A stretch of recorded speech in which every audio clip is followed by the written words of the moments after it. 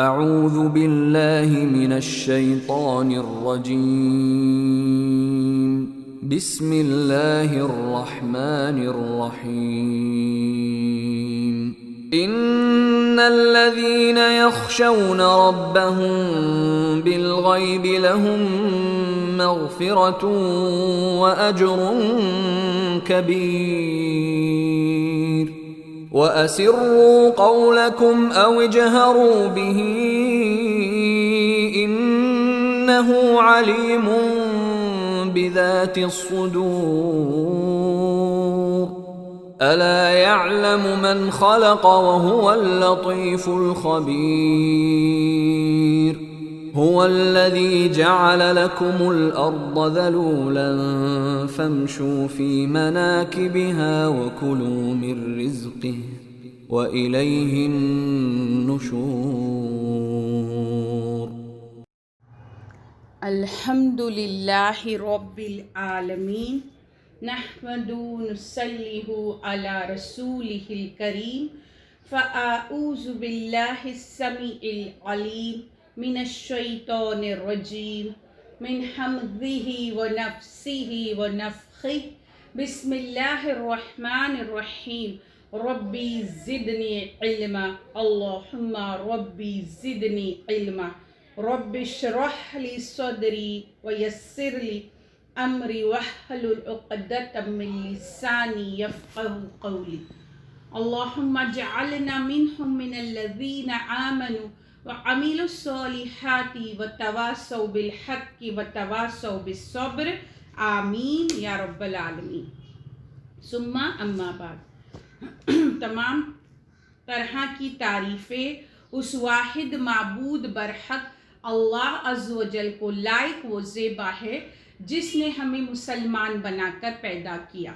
لاکھوں کروڑوں ہزاروں درود تمام انبیاء اور خاص کر آخری نبی پیغمبر مصطفیٰ صلی اللہ علیہ وسلم پر اور ان کی آل اور ان کے اصحاب پر لاکھوں کروڑوں ہزاروں شکرانے کے سجدے اور سر تسلیم خم اس واحد معبود برحق کے آگے جس نے ہمیں توفیق دی کہ ہم قرآن کو سمجھ کر پڑھ سکے ورنہ ہم اس کے اہل نہ تھے۔ انشاءاللہ تعالی آج ہم سورۃ الملک کا چوتھا حصہ دیکھیں گے اور وہ ہے آیت نمبر 12 سے 11 تک ہو چکا ہے۔ بِإِذْنِ اللَّهِ آج ہم ایک الگ پیراگراف کی طرف چل رہے ہیں، ایک الگ پیراگراف۔ اب یہاں جہنمیوں کا جو ہے بیان ختم ہوتا ہے اور ان کا جو اللہ سبحانہ وتعالیٰ نے 7 آیتوں میں جو ان کا بیان کیا ہے حال، اب جو آیت نمبر 12 ہے وہ الگ ایک پیراگراف ہے، اس کو دیکھتے ہیں۔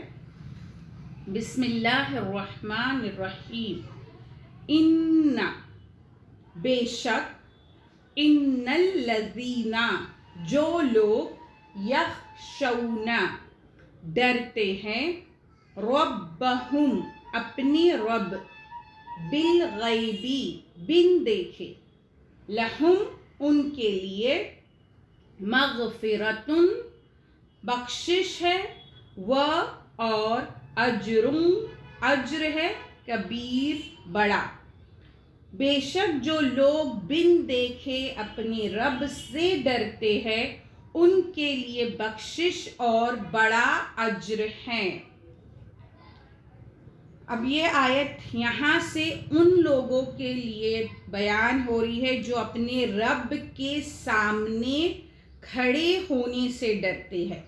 ان کے لیے اس آیت میں اللہ عز و جل خوشخبری دے رہے ہیں اور ان کا ڈرنا 2 طریقے سے ہے۔ غیب جو ہے یہاں غیب جو ایکسپلین کیا گیا ہے اس کو 2 طرح سے سمجھتے ہیں کہ وہ ایسے ڈرتے ہیں جبکہ وہ تنہا ہو، ایک بات تنہائی میں ڈرتے، دوسری وہ ایسے ڈرتے جہاں کسی کی نگاہیں ان پر نہ پڑ سکے۔ اور وہ ایسے ڈرتے ہیں اللہ سبحانہ تعالیٰ سے کہ اس کے نافرمانی کے کام جو ہے وہ نہیں کرتے. وہ ایسے ڈرتے ہیں اللہ عز و جل سے کہ اللہ کی عبادت میں اس کی اطاعت سے وہ جی نہیں چراتے. یہ ان کا ڈر ہے. اور پھر دوسرا مطلب یہ ہوتا ہے کہ ایک جب ہم سب کے بیچ ہوتے ہیں، جب ہم سب کی نظروں کے بیچ ہوتے ہیں تو اس وقت جو ہمارا کردار ہوتا ہے وہ تنہائی سے مختلف ہوتا ہے.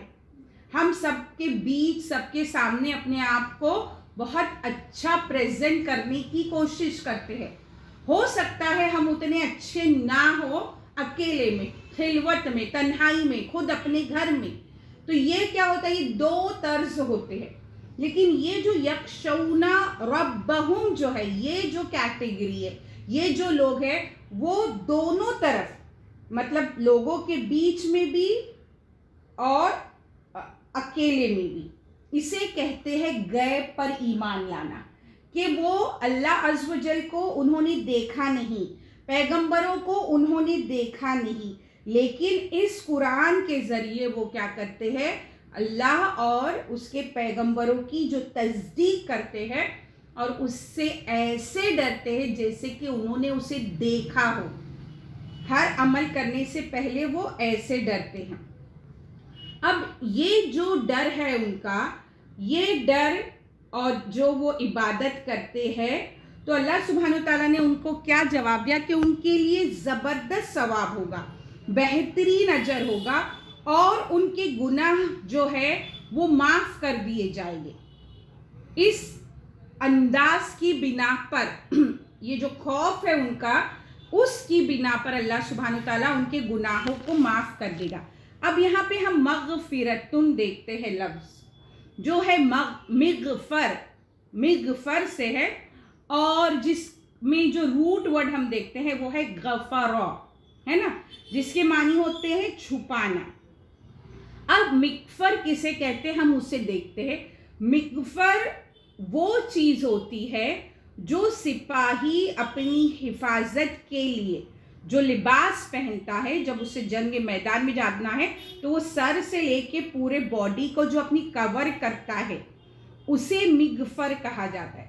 جیسے ہم ہیلمٹ تصور کر سکتے کہ جو ہم ہیلمٹ پہنتے ہیں وہ ہمارے چہرے کو، ہمارے سر کو کیا کرتا ہے؟ چھپا دیتا ہے. تو وہ مغفر ہے جو ہماری بدن کو محفوظ رکھے، ہمارے بدن کو چھپا دے، اسے کور کر دے، وہ مغفر ہے. تو یہاں اللہ سبحانہ تعالیٰ نے مغفرہ جو استعمال کیا کہ ان کے اگر گناہ ہیں بھی، لیکن ان کا جو طرز عمل ہے، جو طریقے سے انہوں نے زندگی گزاری، تو اللہ سبحانہ تعالیٰ ان کے گناہوں کو اس طرح مغفر، اس طرح چھپا دے گے، ہائیڈ کر دے گے، وہ دکھائی نہیں دے گے. ان گناہوں کے سبب انہیں کوئی تکلیف نہیں پہنچے گی، وہ پروٹیکشن میں آ جائے گی اللہ عز و جل کے، اور ان کے لیے اجر کبیر ہے، یعنی ایسا اجر ہے جو بہت بڑا ہے. ابھی اسی سورے میں ہم نے دیکھا آیت نمبر 9 میں، وہاں تھا ضلال کبیر.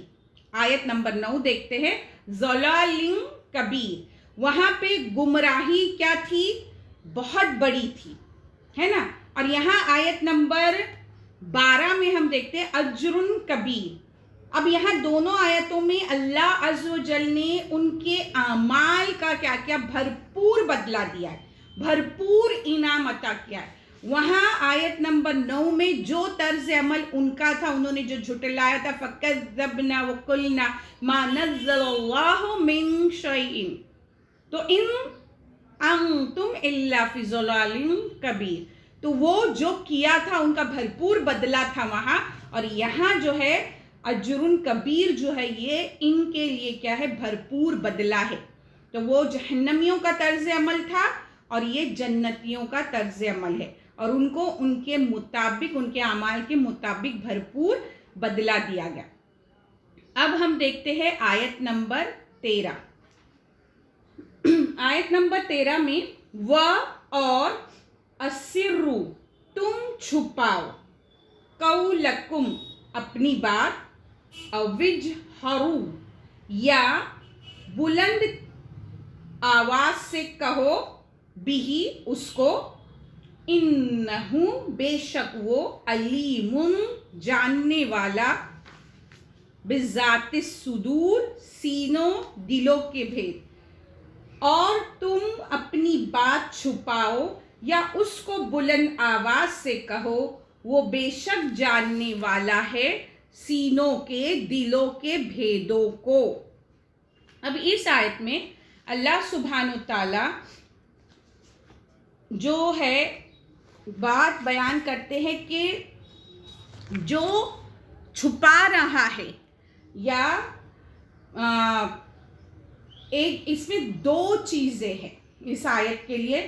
پہلی یہ ہے کہ اگر یہ آیت ہم مومنوں کے لیے لیتے ہیں تو اس میں اگر انہوں نے اپنے ایمان کو چھپایا ہے، یہ مکی دور کی سورہ ہے، یا وہ خاموش ہے، لیکن اللہ سبحانہ تعالیٰ ان کے دلوں کا بھید جانتے ہیں، ان کا ایمان لانا اللہ سے چھپا نہیں ہے۔ ایک ترجمہ یہ کیا گیا۔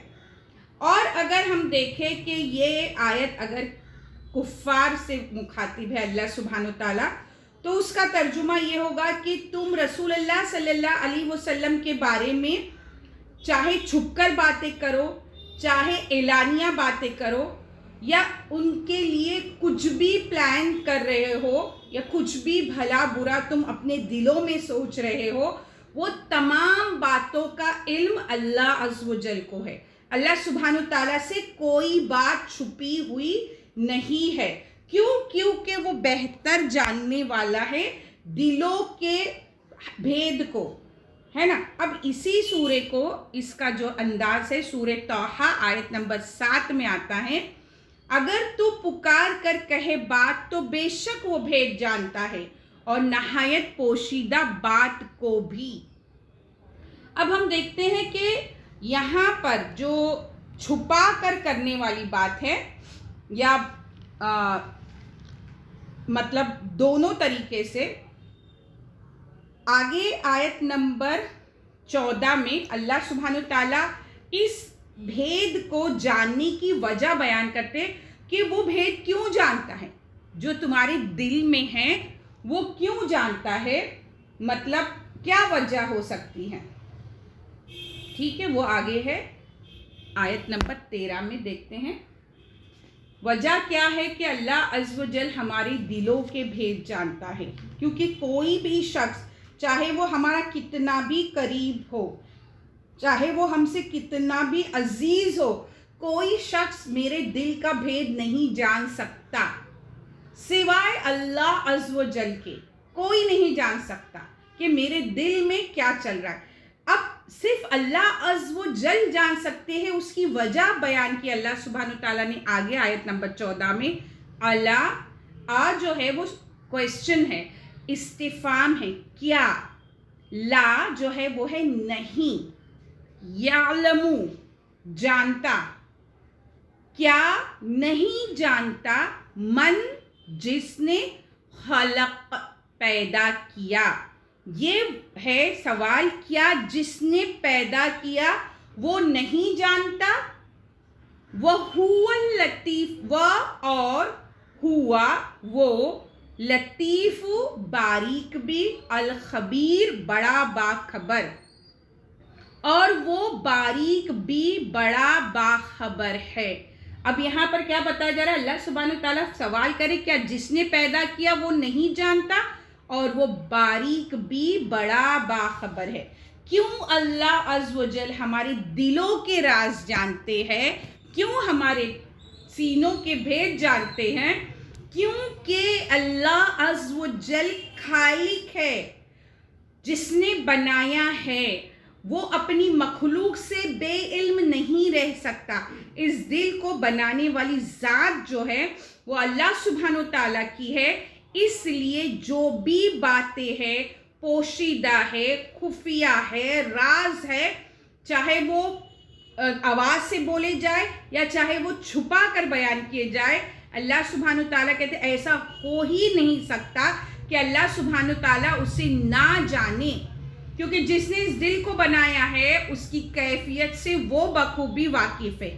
اور یہاں پہ جو استفہام ہے، کیا جو سوال کیا جا رہا ہے وہ انکار کے لیے ہے، مطلب انکار کیا جا رہا ہے کہ اللہ سبحانہ تعالیٰ نہیں جان سکتا، جس نے پیدا کیا وہی جاننے والا ہے تمہارے دلوں کے حال۔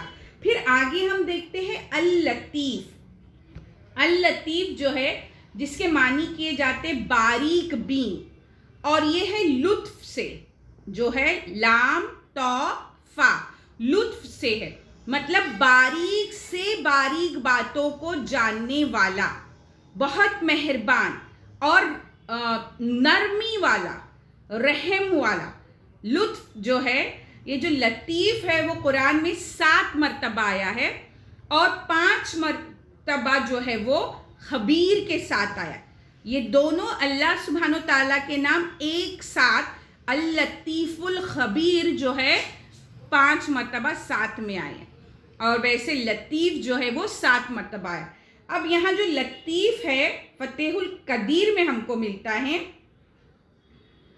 جس کا علم اتنا لطیف ہے کہ دلوں میں پرورش پانے والی باتوں کو بھی وہ جانتا ہے۔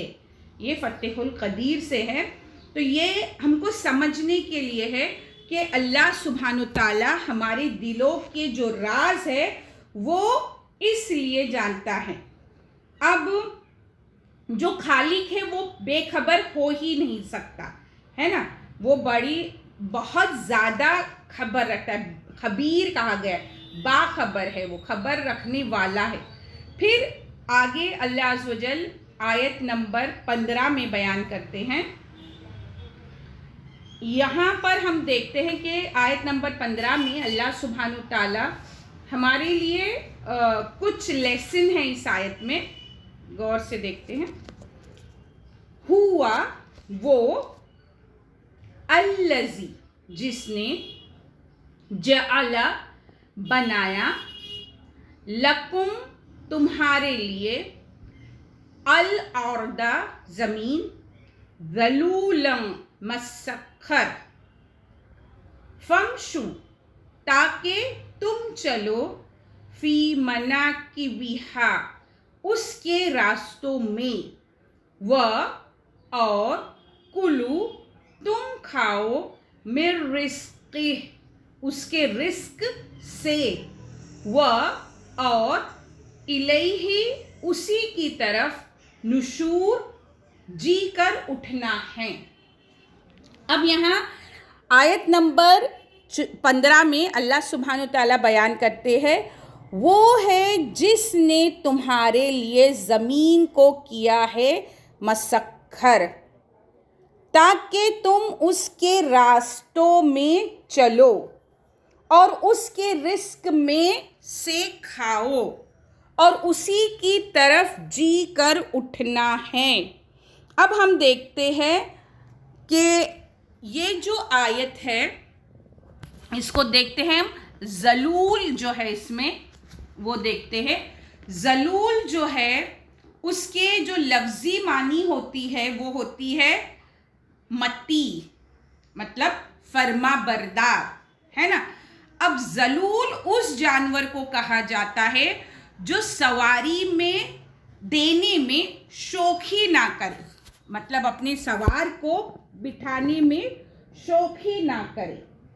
اب ذلول کے اسے کہا جاتا ہے جو تمہارے سامنے جھک جائے، سرتابی نہ کرے، زمین کو تمہارے لیے آسان اور نرم کر دیا، مطلب اس طرح سخت نہیں بنایا کہ تمہارا اس پر آباد ہونا اور چلنا پھرنا مشکل ہو جاتا۔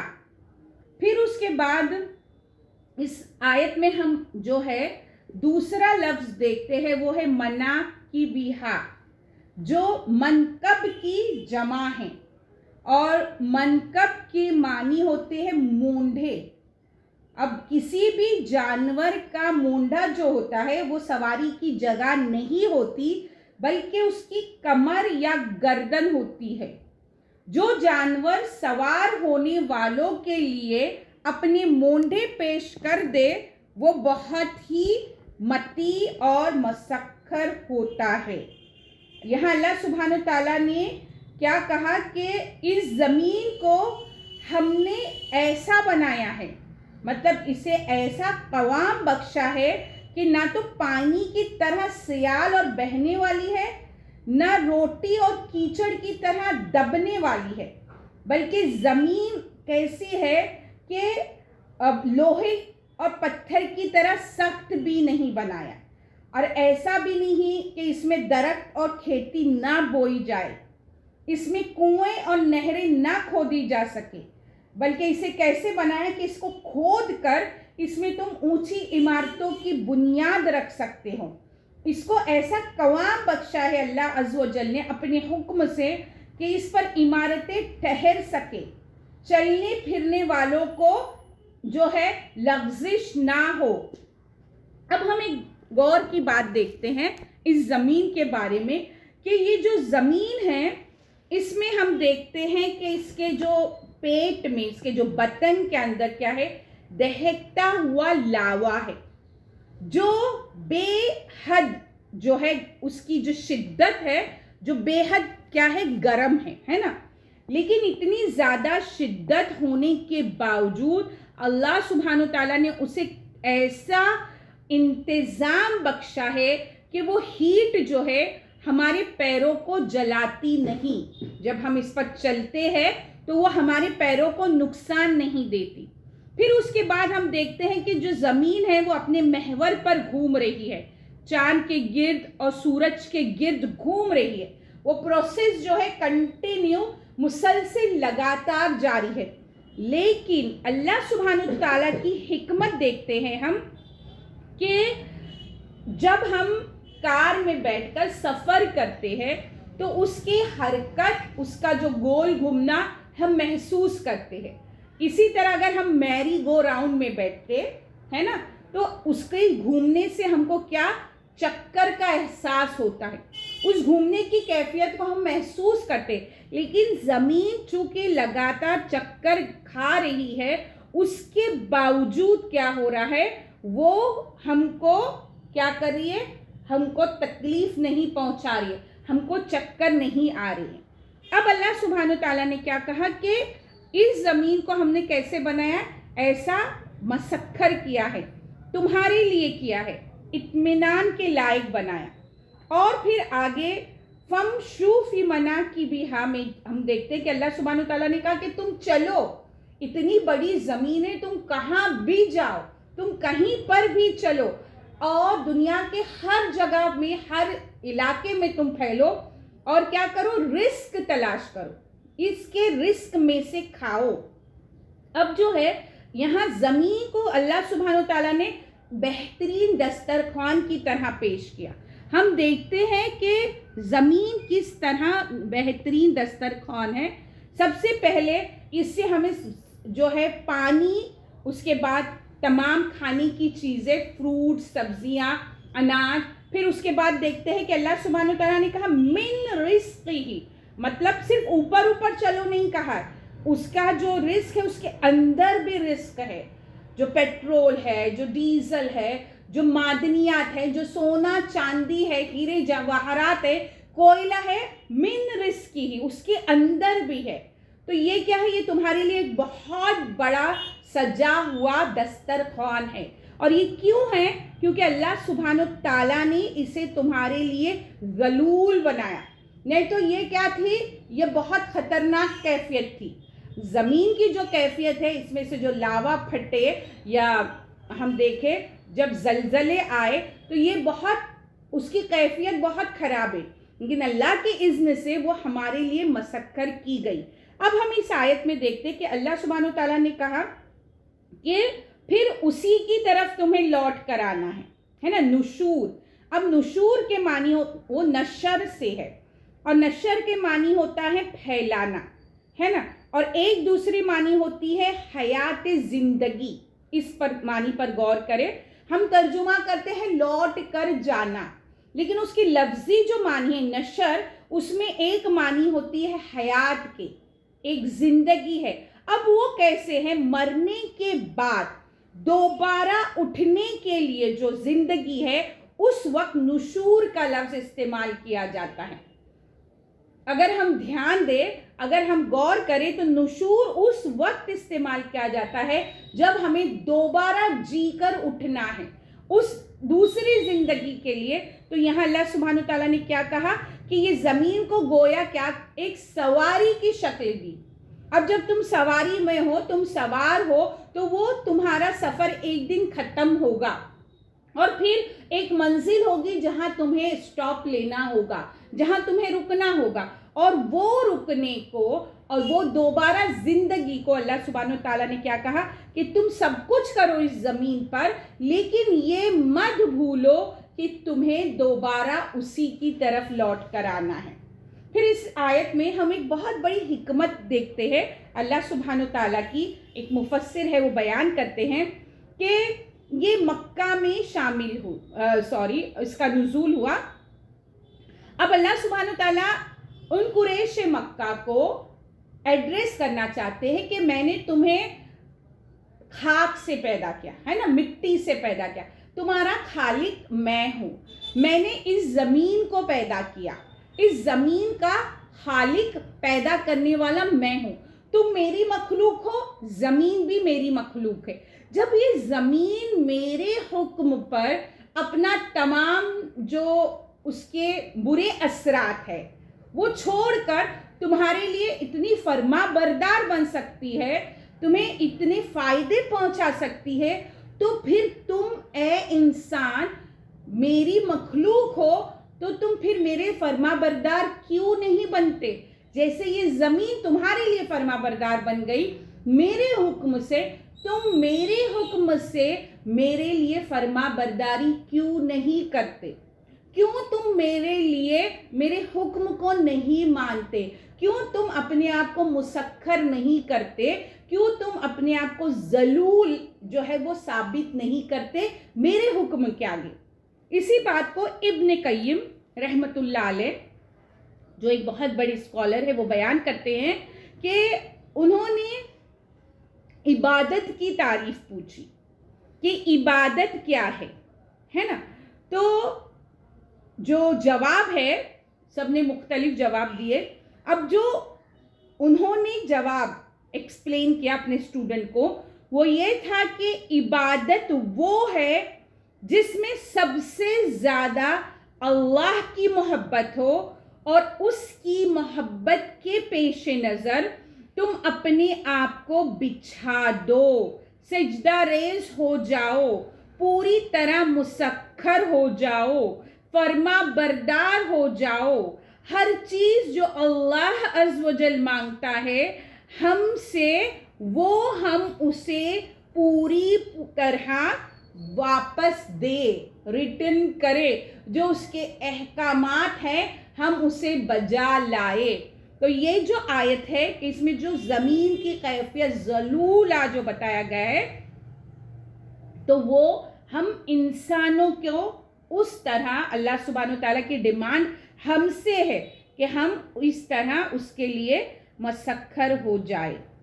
پھر اس کے بعد یہاں ہم دیکھتے ہیں کہ اللہ سبحانہ تعالیٰ نے زمین کو رزق کہا.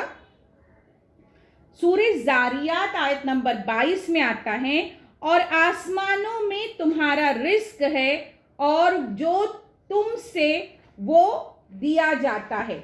یہ جو ہے آسمان کے رزق کی بات ہوئی اور یہاں زمین کے رزق کی بات ہم دیکھتے ہیں. پھر اس کے علاوہ اللہ سبحانہ تعالیٰ نے جو ہے رزق کو بیان کیا اور وہ اس طرح ہے کہ تم جو ہے انسان جو ہے یہ سب کچھ بنایا ہوا اللہ سبحانہ تعالیٰ کا ہے، تمام انتظام جو ہے وہ اللہ عز و جل کے ہے. اب ہم دیکھتے ہیں رزق کو ہم کس طرح سمجھتے ہیں، رزق کن کن چیزوں میں ہمیں نظر آتا ہے. ہم دیکھتے ہیں رزق کو، رزق کیا کیا ہے. اگر میں آپ کو پوچھوں کہ رزق کے معنی کیا ہے تو ہم کہیں گے رزق ہے سورہ شورا آیت نمبر 12 میں اللہ سبحانہ تعالیٰ بیان کرتے ہیں اسی کے پاس ہے آسمانوں اور زمین کی کنجیاں، وہ رزق فراخ کرتا ہے جس کے لیے چاہتا ہے اور جس پر چاہے تنگ کر دیتا ہے، بے شک وہ ہر شے کو جاننے والا ہے۔ پھر سورہ شورا آیت نمبر 19 میں اللہ سبحانہ تعالیٰ بیان کرتے ہیں اللہ اپنے بندوں پر مہربان ہے، وہ جسے چاہتا ہے رزق دیتا ہے اور وہ قوی غالب ہے۔ رزق جو ہے ہم دیکھتے ہیں کہ رزق کہتے ہیں ہماری زندگی کو جو ہمیں حیات بخشی گئی، رزق کہتے ہیں ہماری صحت کو، رزق کہتے ہیں ہمارے والدین کو، رزق کہتے ہیں ہماری اولاد کو، رزق کہتے ہیں ہمارے ازواج کو، شوہر اور بیویوں کو، رزق کہتے ہیں ہواؤں کو، رزق کہتے ہیں بارش کو، رزق کہتے ہیں جو ہمارے لیے اللہ سبحانہ تعالیٰ نے زمین سے پیدا کیا، رزق کہتے ہیں جو آسمانوں سے نازل کیا گیا۔ ہر وہ رشتہ رحم کا ہمارے لیے رزق ہے، ہر وہ رحمت جو اللہ عز و جل کی طرف سے آئے، ہماری ذہانت، ہمارا علم، وہ رزق ہے۔ ہر وہ چیز جو اللہ سبحانہ تعالیٰ اپنے فضل سے ہمیں عطا کرے وہ رزق ہے۔ اب ہم دیکھتے ہیں رزق کے لیے کچھ حدیث مسند احمد میں ہے، اگر تم خدا کی ذات پر پورا بھروسہ کرو تو وہ تمہیں اس طرح روزیاں دے جس طرح پرندوں کو دے رہا ہے کہ اپنے گھونسلوں سے خالی پیٹ نکلتے ہیں اور آسودہ حال واپس جاتے ہیں، پس ان کا صبح شام آنا جانا اور رزق کو تلاش کرنا بھی توکل میں داخل سمجھا گیا ہے، کیونکہ اسباب کا پیدا کرنے والا، انہیں آسان کرنے والا وہی خدا واحد ہے، اسی کی طرف قیامت کے دن لوٹنا ہے۔ پھر ہم دیکھتے ہیں کہ اللہ سبحانہ تعالیٰ نے ہمیں اس آیت کے ذریعے جو ہے تجارت کرنے کے ذرائع بتائے۔ اس زمین میں جو دور دور تک پھیلنے کا جو ہم فمشو فی مناکبہا دیکھتے ہیں، تو اس میں ہمیں کیا ہے سود مند تجارت، لمبی چوڑی تجارت جسے ہم امپورٹ ایکسپورٹ کہتے ہیں، وہ بھی اسی میں شامل ہے۔ ہر طرح کا حلال رزق جو ہے وہ جس میں اللہ سبحانہ تعالیٰ نے ہمارے لیے نفع رکھا، وہ تمام چیزیں کیا ہے رزق ہے۔ پھر اس کے بعد ہم دیکھتے ہیں تھوڑا کمپیریزن ہے 5 منٹ کا، کہ ہم نے دیکھا کہ اسی سورے میں اللہ سبحانہ تعالیٰ نے آیت نمبر 5 میں بیان کیا کہ ہم نے آسمان کو چراغوں سے مزین کیا۔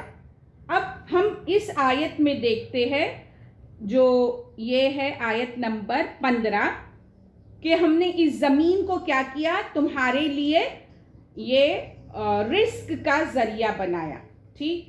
پھر اس کے بعد ہم دیکھتے ہیں آیت نمبر 5 میں اللہ سبحانہ تعالیٰ نے جو ہے شیاطین وَجَعَلْنَاهَا رُجُومًا لِلشَّيَاطِينِ، اور وہ جو ہے شیاطین کو مارنے کا آلہ بنایا۔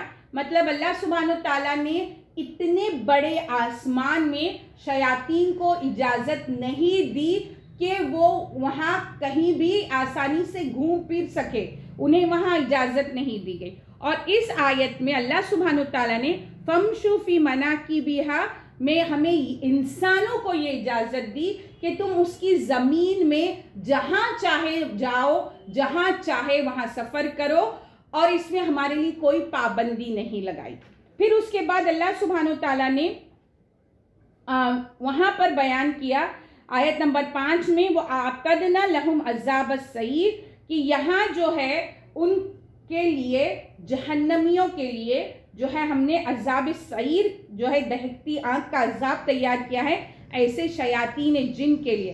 اور یہاں اللہ سبحانہ تعالیٰ نے کیا بیان کیا کہ وہ الیہ نشور، اور تم کو میری ہی طرف لوٹ کر آنا ہے، مطلب تمہیں میری ہی طرف لوٹ کر آنا ہے اور میں تمہارا حساب اور کتاب جو ہے جزا اور سزا دوں گا۔